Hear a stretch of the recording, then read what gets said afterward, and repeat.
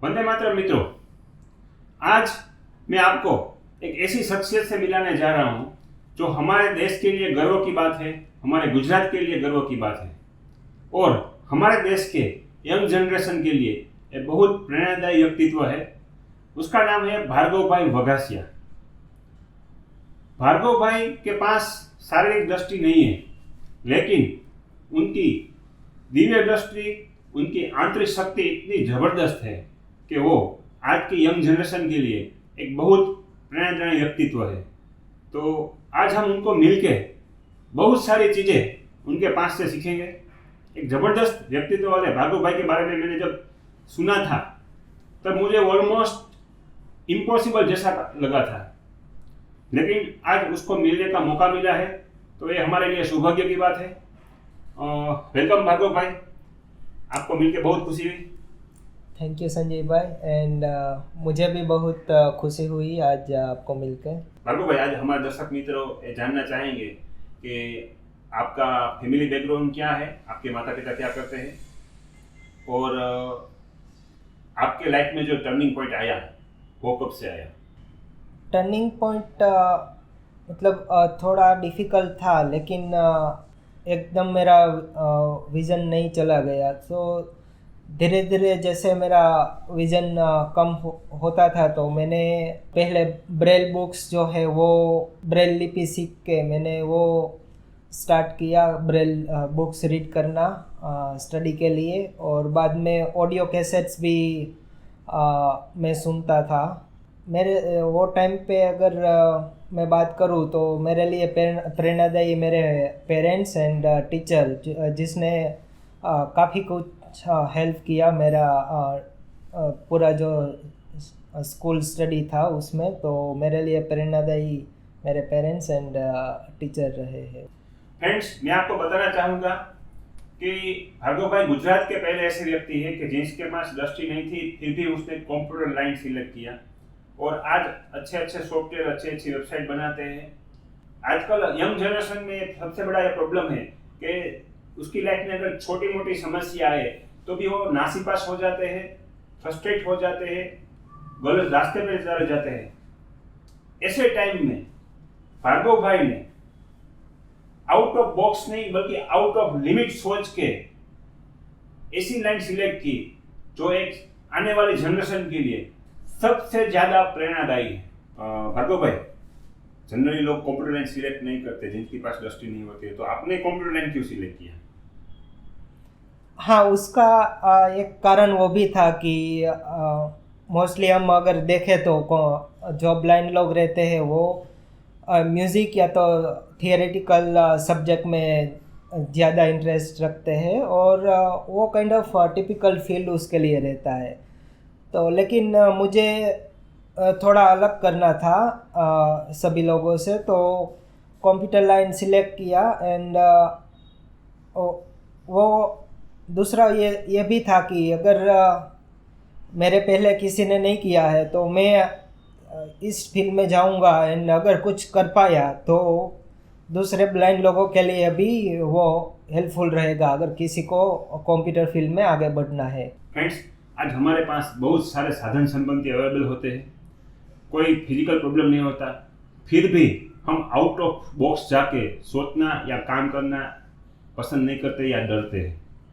लेकिन भार्गव भाई का एग्जाम्पल ऐसा है कि उसने एक बहुत बड़ी मिसाइल हमारे देश के लोगों के लिए दी है और सिर्फ लाइन में गए ही नहीं, उसमें आज वो एक्सपर्ट है, अच्छे अच्छे आईटी के एक्सपर्ट उससे इम्प्रेस हो रहे हैं। इस तरह का उनका काम है। गुजरात के कई बड़े लोग आज उनको मिलने के लिए आते हैं उनके घर। तो ऐसे भार्गव भाई को आज मिलने का हमें मौका मिला है। आगे हम और भी उनसे जानेंगे बहुत सारी चीज़ें।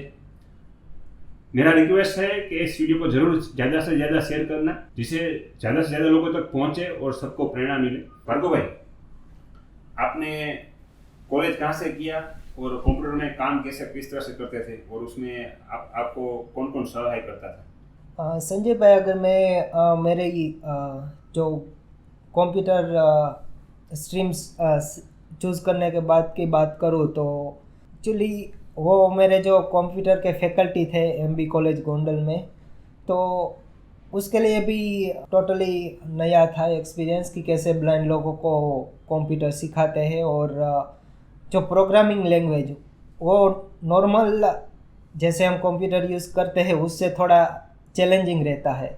उसके टूल्स कैसे यूज़ करते हैं ब्लाइंड लोगों का जो सॉफ्टवेयर रहता है स्क्रीन रीडर उसके साथ। तो लेकिन मेरे जो कंप्यूटर फैकल्टी थे जेमिन सर एंड विनोद सर, तो उसने भी काफ़ी टाइम इसमें स्पेंड किया और सब सॉल्यूशन निकालने में। और हम लोग साथ में बैठ के सॉल्यूशन निकालते थे जब भी लेक्चर ख़त्म हो जाता था। तो उसके बाद हम कंप्यूटर फैकल्टी के साथ मेरे साथ मतलब दोनों कंप्यूटर फैकल्टी बैठते थे और हम सॉल्यूशन निकालते थे कि कैसे काम किया जाता है, कैसे screen reader software through particular tool जो है उसको यूज़ किया जाता है। ये कॉलेज के सिवा मैं एक प्राइवेट कोचिंग भी लेता था। तो उसके स्मार्ट कंप्यूटर एकेडमी जो गोंडल में है वहाँ से भी चैतन्य सर एंड विमल सर दोनों ने भी काफ़ी कुछ सपोर्ट किया है। तो ये 4 कंप्यूटर फैकल्टी ऐसे है जो जिसने बहुत सपोर्ट कर दिया है ड्यूरिंग ग्रेजुएशन। फ्रेंड्स, ये मैं चारों प्रोफेसर को मेरी ओर से प्रणाम करता हूँ। आपके लिए इतना कहना चाहूँगा कि आपने गुरुदेव भव की भावना को सार्थक किया है। आप भार्गव के भाई के लिए सही में गुरु है, सही में उनके लिए भगवान है। भार्गव भाई, हाँ, आपने एजुकेशन कंप्लीट करके आपकी करियर की शुरुआत कैसे की? मैं जब कॉलेज के फाइनल ईयर में था तब एनेबल इंडिया जो पर्सन विद डिसेबिलिटी के लिए बेंगलोर बेस्ड एनजीओ है वो उसका यहाँ गुजरात में एक ट्रेनिंग हुआ था। तो उसमें मुझे जाने का मौका मिला एंड वहाँ से मेरे आगे कांटेक्ट हुए एंड ग्रेजुएशन कंप्लीट करके मैं बेंगलोर चला गया। वहाँ पे और भी मैंने एडवांस ट्रेनिंग लिया एंड एनेबल इंडिया थ्रू ही मेरा एक एमएनसी कंपनी में 2017 में प्लेसमेंट हुआ जो मेरी पहली जॉब थी। भार्गव भाई, आप आईटी में अभी क्या क्या वर्क करते हैं? अभी मैं मेनली जो है वो सॉफ्टवेयर टेस्टिंग पे काम करता हूँ। कोई भी वेबसाइट है या तो मोबाइल एप्लीकेशन है उसमें जो एक स्पेशल टेस्टिंग आता है जो एक्सेसिबिलिटी टेस्टिंग करके रहता है। तो जो भी website and mobile application develop होके आता है उसका पूरा टेस्टिंग करके जो भी उसमें इश्यूज रहते हैं वो रिपोर्ट करके वो डेवलपर के साथ काम करके हम फिक्स करते हैं ताकि कोई भी यूज़र को प्रॉब्लम ना रहे वो वेबसाइट यूज़ करने में। भार्गव भाई, आप अभी जो एमएनसी कंपनी में काम कर रहे हैं उसमें कौन सी पोस्ट पे है और आपकी टीम कितनी बड़ी है? मेरा जो अभी कंपनी में रोल है वो सीनियर सॉफ्टवेयर इंजीनियर का रोल है और मेरे अंडर में जो भी एम्प्लॉयज़ काम करते हैं उसको ट्रेनिंग देना और जो गाइड करना वो मेरी अभी की रिस्पॉन्सिबिलिटी है। फ्रेंड्स, एक बहुत बड़ा ये इम्पोर्टेंस है कि भार्गव भाई ने अचीवमेंट तो किया है लेकिन वो आज दूसरे लोगों को भी ट्रेन कर रहे हैं। जिसके पास शारीरिक दृष्टि है वैसे ही लोग आज भार्गव भाई के पास भी सीखने के लिए आते हैं। तो आप समझ सकते हैं कितना बड़ा अचीवमेंट है और इस अचीवमेंट पाने के लिए कितनी स्किल चाहिए और कितनी पेशेंस रखनी चाहिए। आज के युवा वर्ग में अगर सबसे कम जो चीज़ दिखाई दे रही है वो है पेशेंस। हर चीज़ में जल्दी रिजल्ट चाहिए, लेकिन भार्गव भाई ने यहाँ तक पहुँचने के लिए जो पेशेंस रखी है, जो मेहनत की है, वो एक्स्ट्रा ऑर्डिनरी है। भार्गव भाई, आप दूसरी कौन सी अदर एक्टिविटी करते हैं? अपार्ट फ्रॉम ऑफिस वर्क की मैं बात करूँ तो मैं थोड़ा बहुत वॉलंटियर वर्क भी करता हूँ। जब भी मुझे जो वीकेंड्स में टाइम मिलता है तो विजन एड करके एक US based non profit organisation है तो उसके साथ मैं जुड़ा हुआ हूँ एंड उसका काफ़ी अच्छे training programmes blind and visually impaired लोगों के लिए पूरे इंडिया में चलता है। तो या तो पाइथन अभी की जो पॉपुलर लैंग्वेज है प्रोग्रामिंग लैंग्वेज, तो उसमें हम ब्लाइंड लोगों को ट्रेनिंग देते हैं एंड डिजिटल एक्सेसिबिलिटी टेस्टिंग की भी हम ट्रेनिंग देते हैं। तो इसमें मेरा थोड़ा बहुत टाइम स्पेंड करता हूँ मैं। भार्गव भाई, आपकी लाइफ का आगे का गोल क्या है आपने बनाया है? आगे का मेरा गोल लोगों को एक अच्छी स्किल बेस्ड ट्रेनिंग मिले, जो अगर हम देखें हमारे ही कोई रिलेटिव या फैमिली में, तो लोगों के पास डिग्री है, मास्टर किया हुआ है, लेकिन जो है जॉब नहीं मिलती है। तो 3-4 इयर्स में एक ऑब्जर्वेशन मेरा कॉमन रहा कि थोड़ा स्किल डेवलपमेंट करने की ज़रूरत है। तो मैं इस दिशा में आगे काम करना चाहूँगा कि ज़्यादा से ज़्यादा लोगों को मैं एक skill based training program training दे पाऊँ एंड उसके बाद लोगों को अच्छी पोजीशन पे प्लेस कर पाऊँ। बहुत अच्छी बात है फ्रेंड्स। जनरली लोग जब अपनी करियर सेटल कर लेते हैं तभी खुद का और परिवार का सोचते हैं। भार्गव भाई के पास लोगों के लिए एक अच्छा गोल है, ये बहुत बड़ी चीज़ है। लोगों के लिए सोचते हैं। हमें भी देश के लिए, समाज के लिए, लोगों के लिए कुछ ना कुछ करना चाहिए। इस फील्ड में जो भार्गव भाई ने बताया कि भाई लोगों में स्किल कम है, दूसरे लोगों को अच्छी स्किल लाने की कोशिश करना, ये एक देश की सबसे बड़ी देश सेवा है। तो भार्गव भाई का गोल है, बहुत अच्छा गोल है। भार्गव भाई ने देश के लिए जो सोच रखी है वो भी एक्स्ट्रा ऑर्डिनरी है। वो पर्सनालिटी तो एक्स्ट्रा ऑर्डिनरी है ही, लेकिन उनके विचार देश के लिए भी एक बहुत एक्स्ट्रा ऑर्डिनरी और इम्पोर्टेंट विचार है। भार्गव भाई, आज के यंग जनरेशन को आप क्या मैसेज देना चाहोगे? मैं उतना ही कहूँगा कि आजकल क्या होता है कि we are comparing our self with others, but मैं यहाँ पे ये कहूँगा कि don't compare your self with others, compare your self with how you were yesterday and try to become a more better than what you were yesterday। तो इससे जो मतलब ये एक मैंने मेरा लाइफ में एक डिसाइड करके रखा है and I could see that improvement कि अगर कल हम जो काम करते थे उसको अगर हम कंपेयर करते हैं आज हम क्या कर रहे हैं, तो उससे काफ़ी बेनिफिट रहता है। सो अगेन मैं रिपीट करता हूँ कि compare your self with how you were yesterday। बहुत अच्छी बात बताई भार्गव भाई ने कि आजकल समय में क्या हो रहा है कि लोग दूसरे क्या कर रहे हैं और उसके साथ खुद की कंपैरिजन करते हैं, लेकिन हर व्यक्ति की अपनी खुद की स्किल होती है, खुद की अलग यूनिकनेस होती है। तो दूसरे के साथ कंपैरिजन करने के बजाय खुद के साथ कंपैरिजन करके खुद में क्या क्या चेंज ला सकते हैं वो करना चाहिए। ये बहुत अच्छा मैसेज आज के यंग जनरेशन को भार्गव भाई ने दिया है। भार्गव भाई कंप्यूटर में भी बहुत स्पीड से और अच्छी तरह से काम करते हैं। तो फ्रेंड्स, चलो हम देखते हैं कि भार्गव भाई कंप्यूटर में कैसे वर्क करते हैं।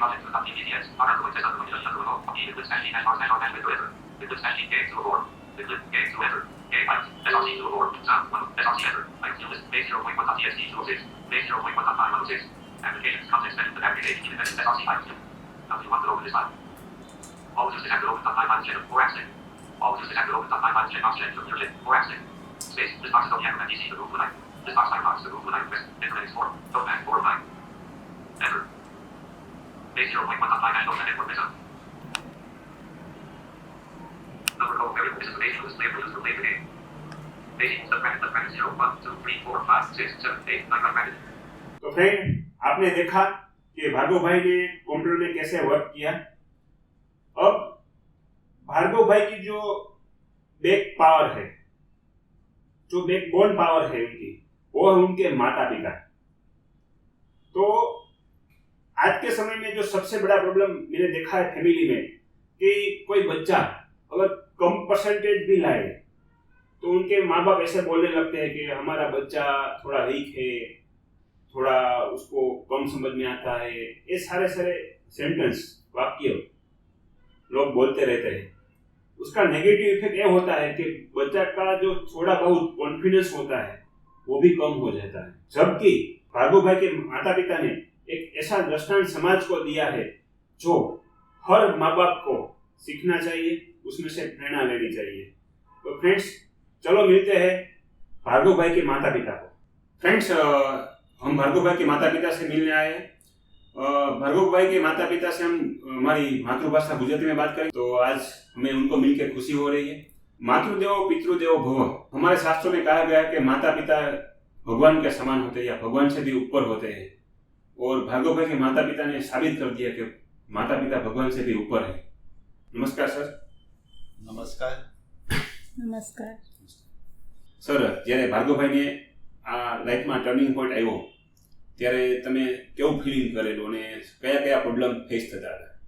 ભાર્ગવ 10 વર્ષનો થયો ત્યાર પછી ધીમે ધીમે તેનું વિઝન ઘટતું ગયું અને 15 વર્ષની ઉંમર થઈ ત્યાં સુધીમાં એ 95% બ્લાઇન્ડ થઈ ગયો.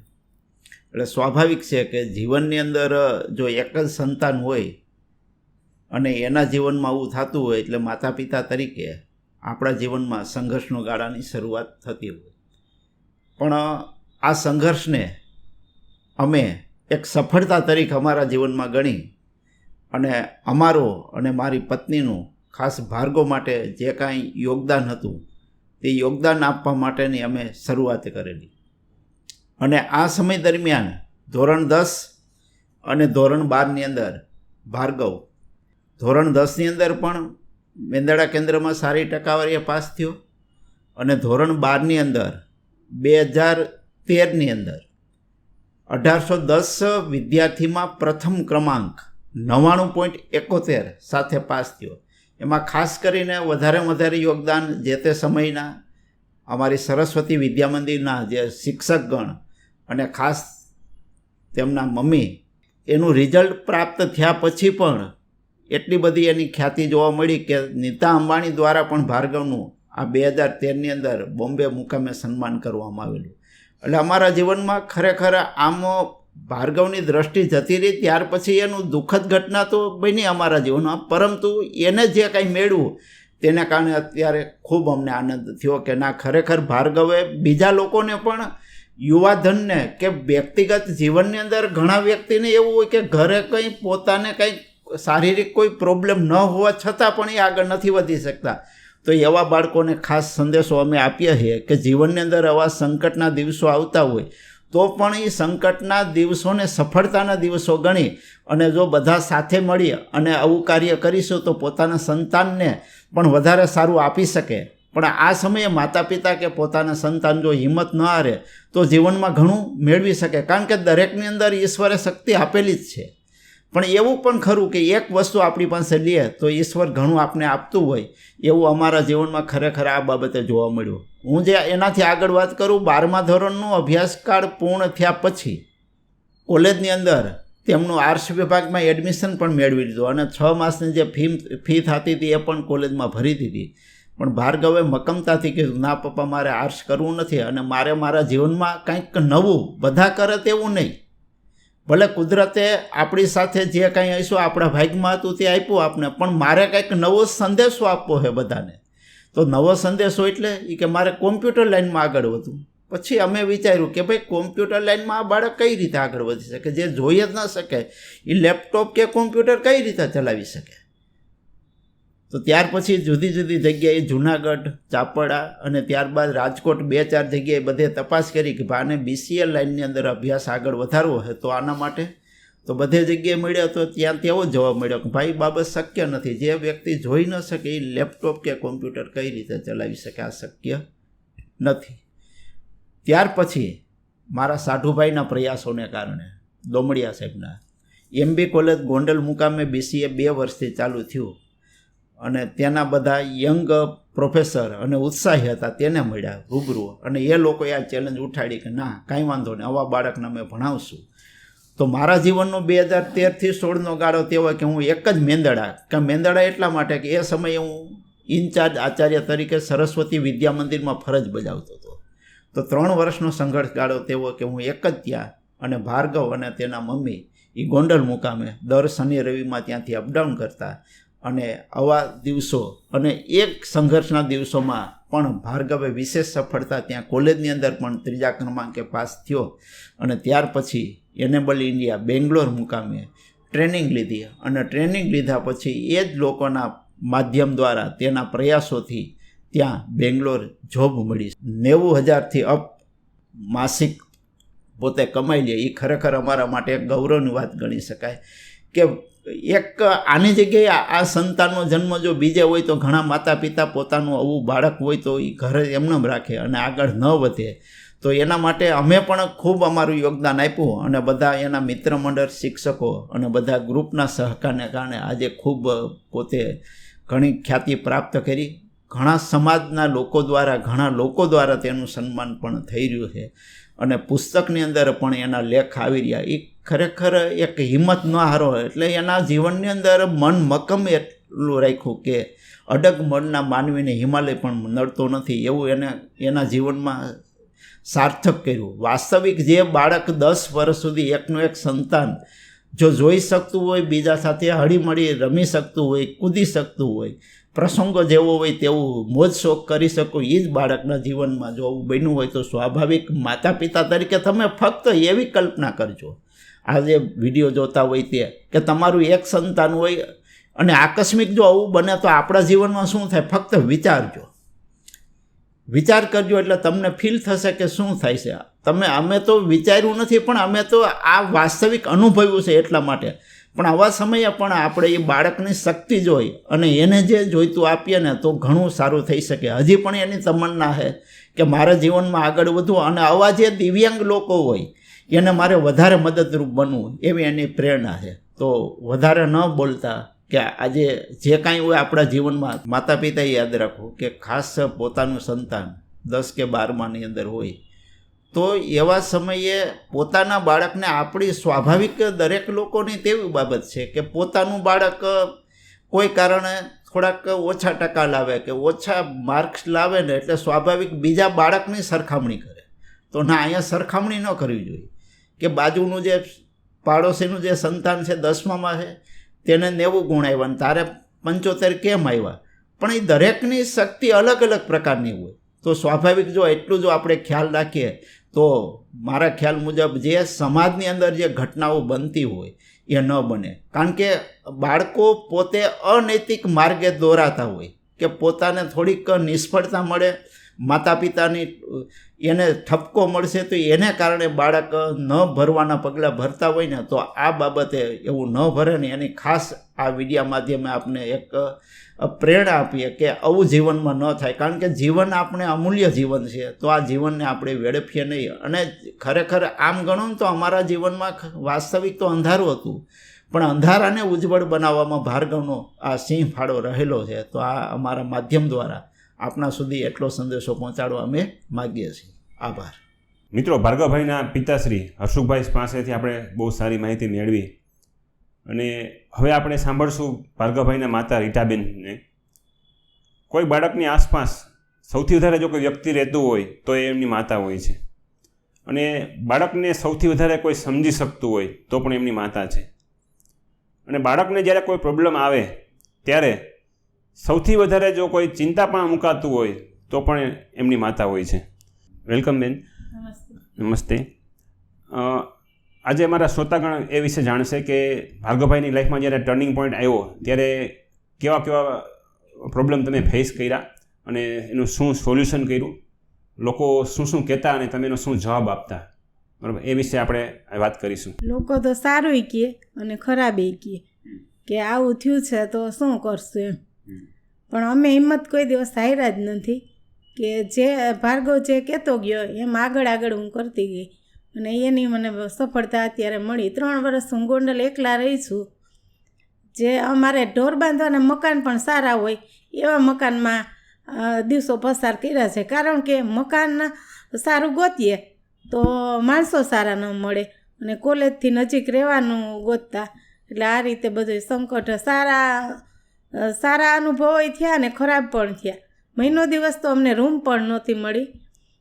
પછી અમે અમારી રીતે સોસાયટીમાં ચક્કર મારી અને રૂમ ગોતી, અને એ રીતે અમે પછી 3 વર્ષ ત્યાં કાઢ્યા.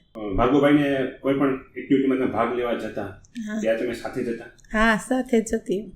આજે તમારી લાઈફમાં જે પ્રસંગો બન્યા એ ઉપરથી આજની માતાઓને તમે શું સંદેશો આપવા માંગો છો? હું તો એવું કહેવા માગું છું કે કોઈ પણ બાળકને આવું કાંઈ પ્રોબ્લેમ થાય તો હિંમત નહીં હારવાનું. હું એમ કહું છું કે મારા સુધી આવો અને તમે મને મળો અને આગળ બાળકને પ્રોત્સાહિત કરો. ઓકે, ખૂબ સરસ વાત છે મિત્રો.